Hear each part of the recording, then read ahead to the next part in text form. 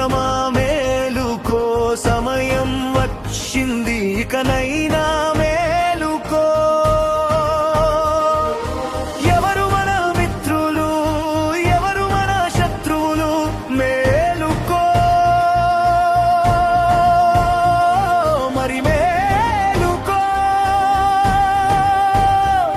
లేదంటే హిందూ మనుగడ కష్టమే.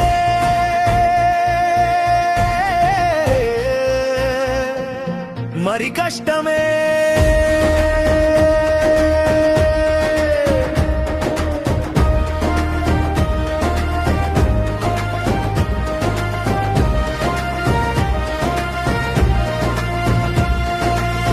మన చరిత్రని మార్చారు, మన వైభవాన్ని దెబ్బతీశారు.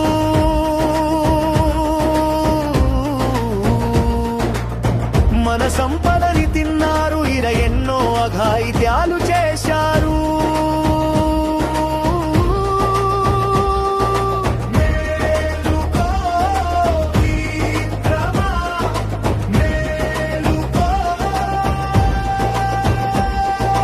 రామ మందిరం కట్టడానికి మనకు పట్టెను 1.5 సంవత్సరము.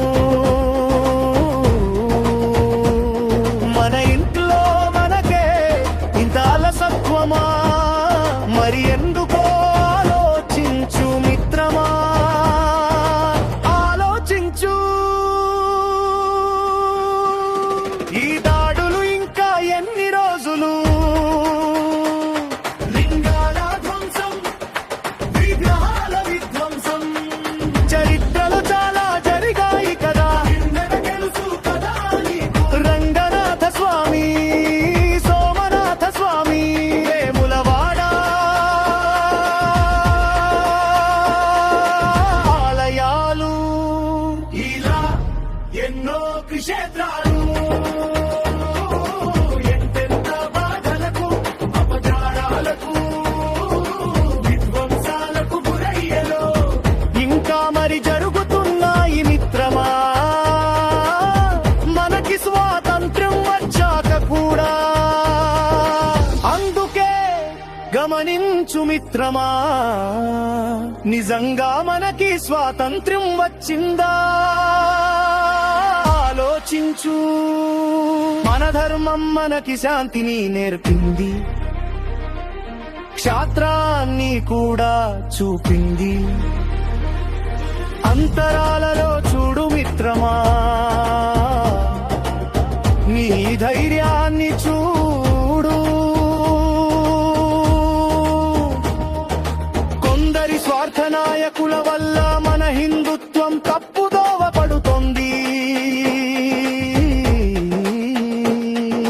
హిందూ ధర్మాన్ని చులకనగా చూస్తున్నారు, ఐక్యతను దెబ్బతీస్తున్నారు. ఆలోచించు మిత్రమా.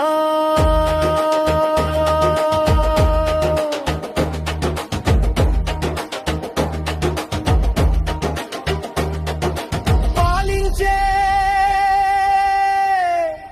రాజుతోనే హిందూ రక్షణ జరుగుతుంది. కావున ఆలోచించు మిత్రమా, మా హిందూ ధర్మాన్ని కాపాడే నాయకుని వెతుకు మిత్రమా. మన సాంప్రదాయాలు, మన భవితకి మార్గదర్శకాలు, వాటిని లోతుగా తెలుసుకో,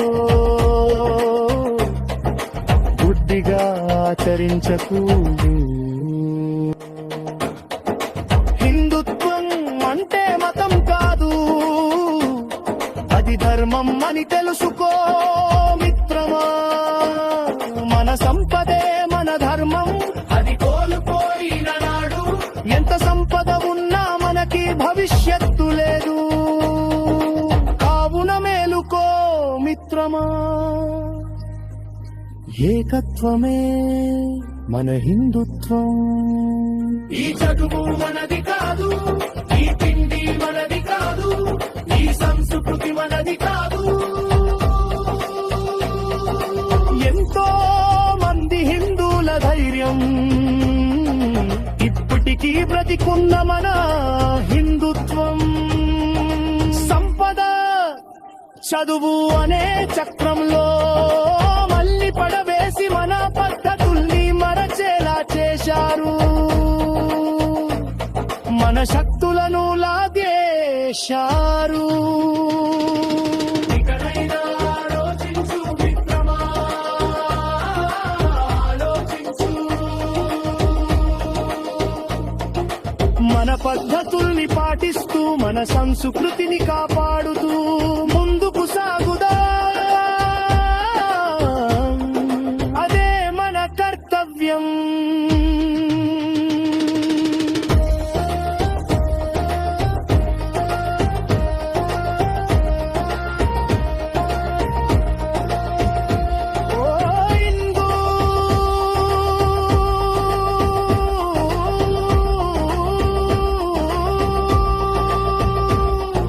మిత్రమా మేలుకో, సమయం